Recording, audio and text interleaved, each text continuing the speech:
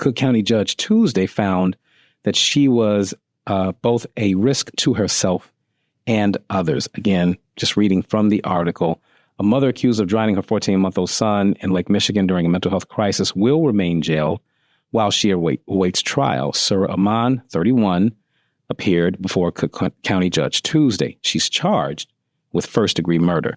Around 9:45 p.m. Friday, Aman allegedly took her son to South Shore Beach, where she attempted to harm herself, then walked into the water and let go of the infant, according to prosecutors. Quote, she's the person who's supposed to protect this child, and she is the one who killed him. That was said by Assistant State's Attorney Todd Kleist on Tuesday. Quote, if she's capable of doing this to a helpless and innocent child, then she is also a danger to anyone else that she comes in contact with, end quote. Joining us on the live line, we have a great guest, actually the perfect guest for this conversation. This is Dr. Everywoman. And but her government name is Dr. Wendy Mcdonald. She is a board certified obstetrician gynecologist. I hope I said that right. And she practices here in downtown Chicago. You are welcome on the afternoon show, Dr. Wendy Everywoman. How are you? Welcome. I'm good. Can you guys hear me okay? Yes, we can. You sound like you're right next to us. Good. And thank you so much for having me. This is a very important topic. Absolutely. So we haven't even, I haven't even used the words postpartum depression, Black maternal health, but these are the things that we talk about really all year long here on WVON. And I think, many times that we talk about it, it's in the abstract. This is not in the abstract. Now we have a case. Now we have something to really evaluate. And then there's intersectionality between what we do as a society when people do something criminal, but clearly are doing so because of a mental health crisis. Right. Because that's why I wanted to read the quote, from the prosecutor, because the matter of fact, I think that was the prosecutor. But they say it as if the only option is to have someone like that jailed. And while there has to be something where we can keep someone safe from harming themselves and others, but I don't necessarily know that it has to be jail, especially in a situation like this. So that being said, I'm done talking. Would love to know your initial thoughts about this particular situation. Well, it's extremely sad. And when you said the part of the quote that said that, she's the person who's supposed to protect this child, my immediate thought was, who's protecting her? Exactly. Like who was the person or people or community that was supposed to keep her safe, not only from herself, but from hurting this child? And I think that there's so many layers to that. I came to this conversation with a couple of stats. We talk about Black maternal health a lot. We talk about, the harm that can, that Black women in particular succumb to. But one stat we don't talk about is that the leading cause of death within the postpartum period and even the peripartum period, the leading cause of death is suicide or self-harm related to mental health. It's the top. It's not preeclampsia. It's not gestational diabetes. It's not blood clots. It is mental health that is at the top. But we don't talk about it very much. And I actually had a conversation just today with a family member who I actually was encouraging to see a therapist and talk. And this person told me, therapists are, part of the problem. We need to use our common sense. And I'm like, a therapist is no different than your internal medicine doctor. A therapist is no different than your gynecologist. And the problem, I think, is that we don't have as much access. But I also think there is a big stigma in this community, our community, around mental health care. Let's do this. You took us right to the break. It's almost as if you have our clock in front of you. But it's 4:17. Tommy, we see you holding. We're going to get you in. You are listening to the afternoon show with Atiba and LaDonna Ray. We'd love to hear your thoughts on this in the chat, and certainly give us a call, 773-591-1690. We'll be right back. It is 4:23. We're joined on the live line by Dr. Wendy, and you can find her again at Everywoman. And she is helping us navigate this conversation concerning this mom who has killed her child, 14 months old, walked the baby out to Lake Michigan, let the baby go. And she tried to harm herself first. And her goal, I'd also read that she wanted authorities to kill her as well. but they did not. They took her in, and now she has been jailed and charged with first-degree murder. Dr. Wendy, I have some information about postpartum as well. It shows that it disproportionately, one, impacts Black women. Studies show that Black women are at a higher risk of experiencing postpartum depression compared to their white counterparts, with some estimates suggesting that they are 3 times more likely to experience maternal death. And like you rightly pointed out, the number one cause for this maternal death is that of suicide. The heightened risk is linked to a complex interplay of social, economic, and healthcare factors. I want to zone in, if you don't mind, on the last caveat there, the healthcare factors, the last bullet point, your specialty. What do you see in healthcare that on a systemic level is problematic that it helps to produce these outcomes? That sounds like at least a German Shepherd. He's a Japanese Akita, and he was like, in this moment, I knew it was a big dog. I know a big dog when I hear it. I have to take on this. So I think that when you speak about healthcare and the kind of the role that we play, one thing that we do because I take care of people in pregnancy and postpartum, we screen people at the beginning of pregnancy, within the middle of pregnancy, and even their postpartum period for signs of postpartum depression. There is a questionnaire that we give everybody, and we do try to just kind of keep our finger to the pulse for how people are doing. I'm a person who thinks everybody needs a therapist, and I know access to healthcare is different for different people, but I just think that we all can benefit from that. But that aside, it is not uncommon for that screening to promote the need. Now, I think where healthcare falls short is, one, are we all screening, and are we all as in the providers recognizing the signs of depression, anxiety, pre-existing depression and anxiety even before pregnancy? But even is the care covered? Because even though I told you, I think therapists and psychiatrists are just as important as everyone else, not uncommonly the coverage, financial coverage, is not the same. It's not uncommon to have a really hard time finding a therapist that's going to take insurance, that's going to take, full coverage. You don't have to pay copays and meet your deductibles and all of this other stuff. So that is already a barrier. I also think that there's, again, we mentioned the stigma. I do think there's stigma there as well. But I think that there's the socioeconomic component as well. Like when you talk about the systemic racism in general in this country, access to affordable childcare, food, housing, safe housing, all of this stuff is also people don't just get depression in a vacuum. Like they can get it obviously with just, whether it's genetic or even, interpersonal, but there's also real life events that can make a person more likely to be depressed or have anxiety in pregnancy. When you say depressed, anxiety, these words that we keep hearing tossed around so easily, the Black community did not grow up even addressing, acknowledging, or let alone addressing these issues. And so because of that particular culture, and now we're in today's culture where it's we're more sensitive to it. Do you think that there's still a body of our people that just write it off as being fixable? This goes back to what you said. You said earlier that someone, I think I heard you say, someone just said, just use your common sense.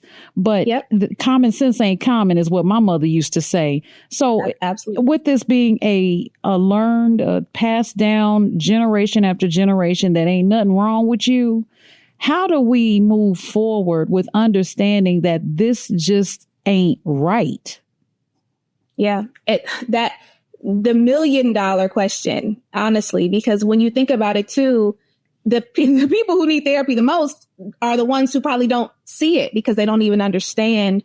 They're inside the fishbowl, right? They're inside of it and they can't see on the outside that life could be better, that there could be more peace, that there could be less anxiety. What is even anxiety? That anxious feeling that some people just have at all times, maybe you don't need to have, or that sadness or that inability to get up or even being angry. Not uncommonly do people misunderstand being angry, being cantankerous, being just grumpy with actual sadness. an actual depression or actual anxiety. So there's so much overlap. And I think there needs to be a mass education, which is actually why, too, when you called me, I was like, you know what? We definitely need to talk about this. Yeah. It couldn't be more on time, because we don't always think that the mental health space and the need is real. And it's so real. And you can talk to anybody who has kind of been able to get through. And also we're spiritual people, right? So I'm a prayer. I believe in Jesus. I'm just gonna put that out there. I pray and I go to my therapist. You know what I mean? And I believe that God sent me my therapist. I was gonna say that. Let us also not think that it has to be one or the other, as though if I speak to somebody and get help through my problems, that my faith isn't there. My faith is interconnected with my mental health journey. And I think we need to understand that all of this can coexist. Absolutely. And we got to get to break, but I do want to add this before we go. You laid out some of the factors that could exacerbate the depression, but also you could be you could have a $700,000 house, have a 700 credit score, drive a $70,000 car, and still find yourself depressed, dealing with PBD. So it's not just people that are dealing with, rough circumstances. It doesn't matter. What's the word? It's no respecter of persons. That's the phrase. Mm-hmm. So that's what we got to keep in mind too. It is not just, people that are struggling, trying to make it through day to day. You could be on the other end of that spectrum and deal with it just as much. Well, before we go to break, I want you guys to take a moment. And if you want to call in, just let us know if you think that we're doing enough as a community to support the mothers that are struggling with mental health as a whole. You can also drop it in the chat on Facebook Live. Just look for WVON 1690 AM and drop it in the chat so we can take a look at it and read it live when we come back. One other thing I want to add to that is that I want to know from people, do they think she should be in jail? Well, there's that. There's a conversation. Is that the right move? Should it be something else, or should she be in jail for what she did? We honestly want to hear from you. 773-591-1690. We'll be right back. Her name again is Sarah Amon, A-M-O-N, and she was 31 years old, 14-month-old child. We're joined on the live line by Dr. Wendy at Every Woman is where you can find her, and she has been helping us navigate this conversation. Doctor, we got to get to these calls, but before we do, I wanted to get your thoughts on the thing about this case that troubles me most is, and it's not an easy answer. Let me be honest with you. I'm not professing to have the answer. It's not an easy one. That's why I wanted everyone to call in as well to help us through this. But it seems as if there should be another alternative to jail in this situation. Should she be sequestered? By all means, right? She is already a threat to herself. We know that. And she could be a threat to others, at least someone that's defenseless. And that's like the baby. That being said, as a society, is jail the best place for her? I mean, I don't know about you, but I feel like I remember when people used to be, on the news or arrested back in the day, and it was like, they pled like criminally insane, like temporary insanity. Mm-hmm. Temporary insanity. Like what I was troubled by, and I know that these news reports have to be brief and all this stuff just happened, but I didn't see any backstory. I didn't see any psychological assessment. Like you said, she sounded like she left the house in distress, like during a mental episode is what I read. And so it's as though that doesn't matter to the criminal, justice system. Yeah. Do we know anything about who was at home with her? Is she married? Where's the baby's father? Children? Right. What was the situation? Like, I feel like there's gotta be a backstory. Like, obviously she has some sort of severe psychological issue, but there's gotta be a backstory too. And then there's also hormonal fluctuations. And I do think that this is important too, that the postpartum period, we usually kind of think of 6 weeks. But many times it does go up to a year. And then there's even been some conversations around that postpartum era being even the first 1 to 3 years where your life is changing, your body is changing, the needs of this child are, high, your own needs are not always met. And so, I don't think that jail is the right solution. I do think, to your point, she needs to be, institutionalized. Yeah. Yes, all of that. But is it that she needs to be behind bars? And What kind of mental health treatment is she getting there? And then Because, what again, else? This is not just that. And what else happened? Because, food stamps are getting cut. We don't know about her housing situation. I mean, all of these things should be taken into consideration. We just don't know. All right, let's go to the phone calls. We've got Tommy on line 1. Hey, Tommy, how you doing? Hey, Tommy. I know you probably had us on mute because we had him on hold so long. It's all right, Tommy. Can you hear us? You ready? We'll come back. We're not going to hang up on you. We'll put you on hold. And we'll go to JT. He was the next call. Hey, JT. Hey, JT. How you doing? Good. Thank you for calling. No, that woman should not be in jail. She should be in a hospital. Was a danger to herself and others. Why would you make that anguish even worse by jailing her, isolating her when she's by herself? That is the stupidest thing I've ever heard. Thank you, JT. You took the words right out of my doggone mouth. Thank you for the call, man. We appreciate that. Let's go to L. Hey, L, thank you for calling. You're on WVON. Your thoughts? Yes, sir. I agree with your guest. From the sound of it, I don't know all the circumstances, but from the sound of it, it sounds like this person was powerless and hopeless. And I don't think that jail will do anything for her. It won't do anything for our community, and it won't do anything for the next person who find themselves at that place where she was and she did what she did. I also think that mental health needs to be taught in schools, in grade schools, coping skills, education about anxiety and depression. These things need to be taught in schools just like they teach other subjects. Well, they claim that that they're teaching it with social emotional learning, but it's not deep enough. Yeah. Well, thank you, Brother L. We appreciate that. We got time. Before I take another call, Doctor, your thoughts on the 2 calls we heard? I mean, I couldn't agree more. Like this does not sound like a psychopath who's just out here destroying people's lives for kicks. It sounds like a person who is deeply hurting. And then, I wonder who was at the house when she left with the baby. Like, what role do we, and that's what I said even at the beginning, like, she should be protecting the child. Who's protecting her? There's people all around. So we should be able to recognize too, when people are not in their right mind and take them to the ER, take them to the ER, even if it's an emotional thing, that's not just for high blood pressure. It's, here's the thing that I can't reconcile in my mind.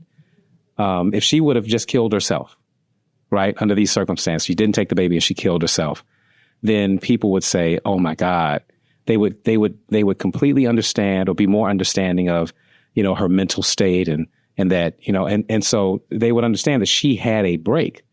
And I'm trying to understand, why do we think that if we can agree that she had a break, what makes us think that the break was supposed to stop because her child was with her? Well, now we got to be realistic about this. Everyone has a heart for a child, a helpless for sure. being. Of course. So no matter what's going on with the person that caused their death, it's going to be looked at from that frame. I get it. Yeah. I get that. Yeah, I agree with you. But I'm just saying, if we're being honest and realistic, she was gone. She whatever was happening in her mind was completely gone. And she had no reasoning at all. But we always blame the mother, no matter what. If the child is abused, if the child is killed, hurt, grows up to be a menace, the mother is always blamed. Yeah. If somebody else abused the child, the mother didn't protect him enough. It's the mother's fault, right? Yeah. It's always the mother. They said it was the mother's fault yesterday. Yeah, right. Said it was my fault today. Marguerite, you're on WVON. Oh, good afternoon, and thank you, Brother Tiba and Sister LaDonna, for taking my call. And Doctor, if you can visit with her or be whatever help you can to the medical staff in jail, it would be most helpful. I heard on another news source that the child's father put her out, the mother out, with the baby before that occurrence happened. So, and maybe some things happened before she got put out. Where'd you get that information? another news source, either WBBM News Radio 78, 780 on the AM dial. I mean, you ain't got to you ain't got to get a whole call letters and all. You better tell it, Marguerite. Marguerite said, "Don't come for me." Okay. I was the whole family in prayer, everyone. And thank you all, and thank you, WVO family. Keep them in prayer. Thank you. God bless the baby. Of course, yes. I was just wondering. I just wanted to be able to go back and check it myself. I wasn't questioning her. And she gave the call letters, the .coms, the good Lord, the program director's name. Oh, doctor, I think that's also a really good point. If I can, codependency is not a term that I knew much about before my 30s, honestly, but codependency will make a person think that their happiness in their life is dependent on the next person. And so there's so many, I think, relationships that are codependent relationships, or even situations where people even have babies to try to hold on to people. And I'm not saying that this woman did that, so don't mistake what I'm telling you. But I'm just saying that I think that we as a community need to also re-examine how we value ourselves, our personhood, our worth, and what that is contingent on and who it's contingent on, if anybody, because I think that's also some of our root of some of the mental health issues that we carry. This situation gets heavier the more we learn about it, because on the one hand, and I have a lot of conflicts. On the one hand, I'm like, man, it sounds callous that he would kick out the mother of his child and his child. On the other hand, I can't imagine what he's going through in this moment, dealing with that reality. Yeah. He has to be thinking, oh my God, I wish I would have been more understanding. Maybe. Likely. I'm going to assume he is. Right. And so that's a lot to take on, because she's gone now. The baby's gone.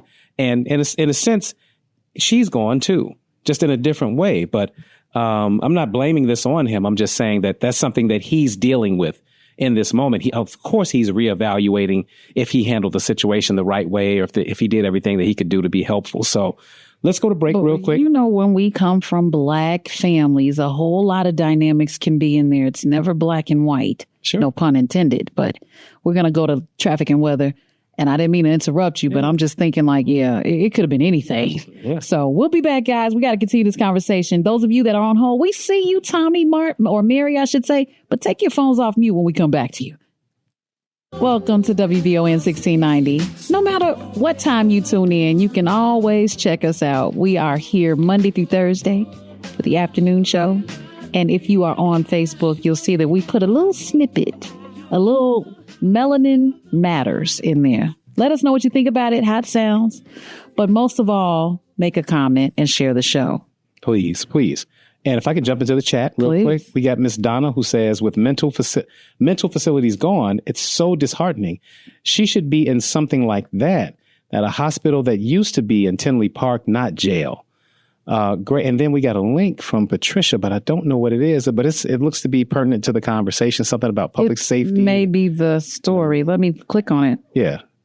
And so we appreciate that. And now we know the chat's working. So go ahead and give us some more comments, guys, on the Facebook chat. We greatly appreciate it. Please share the show. And you said something about Maxwell and Eric Benet. I just got someone that said Maxwell. That was my mother. She said Maxwell. Yeah. No wrong answer. There's no wrong answer. I ain't arguing with nobody about whatever they say. Especially don't want to argue with her. Yeah, there's no wrong answer. So we are joined by Dr. Wendy. You can find her at Every Woman. She has really been helping us navigate this conversation and in a very meaningful way. And so I'd like to get back to the phone calls. We got Mary on line 2. Hey, Mary, you're on WVON. Hey, how's the WVON host doing today? We are fantastic, and we're better because you called. Yeah. Okay, here's the point is, if those people heroic, just call the police. The police was supposed to call out and take that lady to some mental health facility.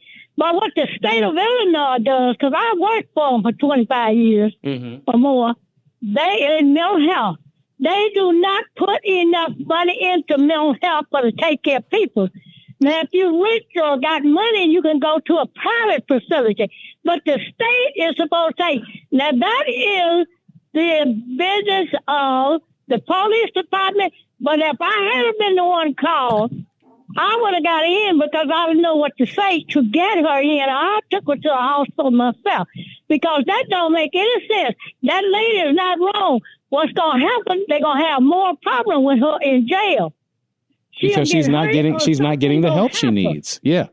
Well, right. She is not getting the help, and that ain't right. And I don't want my tax dollar going to something that's not. I'd rather for it to go there to help somebody. This lady is sick. She would not kill her child if she wasn't sick. This lady is really gone. So why would you put somebody in a jail that's already sick?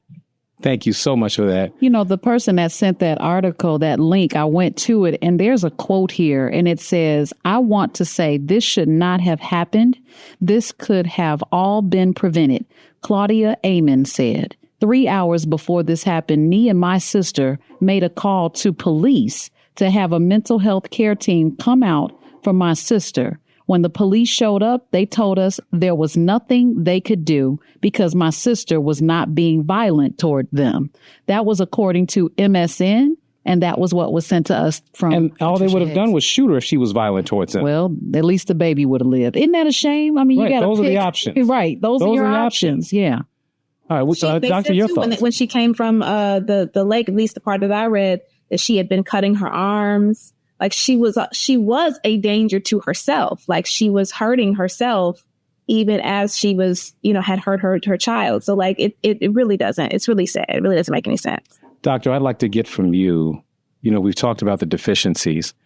If you could paint not even a perfect picture, a better picture of what city and state support, county support, communal support would look like, what are some of the changes we need to make? I think that we need to step up the coverage and availability of even like doula support. I think that there's, the more hands on deck, the better. Midwife care. Yeah. I'm an OBGYN. So the irony is that I'm saying this and I'm definitely expecting that we are there as well. But there's just not enough people, I think, watching over our pregnant people and our postpartum people. And I want more people to be involved. And like I mentioned earlier, if you have a family member and you see some signs or you're concerned for their safety or for the safety of those around them, if you can, take them to the emergency department, take them to the hospital, because that should be a place, in a perfect world society, because it's not always, but it should be a place for that person to also receive care and evaluation for their mental state. Yeah. And, you were asking about who was at the house, and there was an ad in between this where I left off reading. And let me just continue and finish this up where it says, the sisters said Amon had a history of mental illness and that her boyfriend contacted them about her Friday night. We received a text message from her boyfriend that said she stays with the baby's father, that her mental state was not good at all. Claudia Amon said. He told us that's what triggered us calling the police to get her admitted, because we knew something bad like this would happen. CPD has not responded, by the way. Yeah, there's so many gaps in the system and I will say this, I will take this time to highlight the fact that Mayor Johnson has reopened 2 mental health clinics in the city. That's a start and a long way to go. And he has definitely prioritized this in a way that it has not been prioritized in at least, I don't even know how many mayors.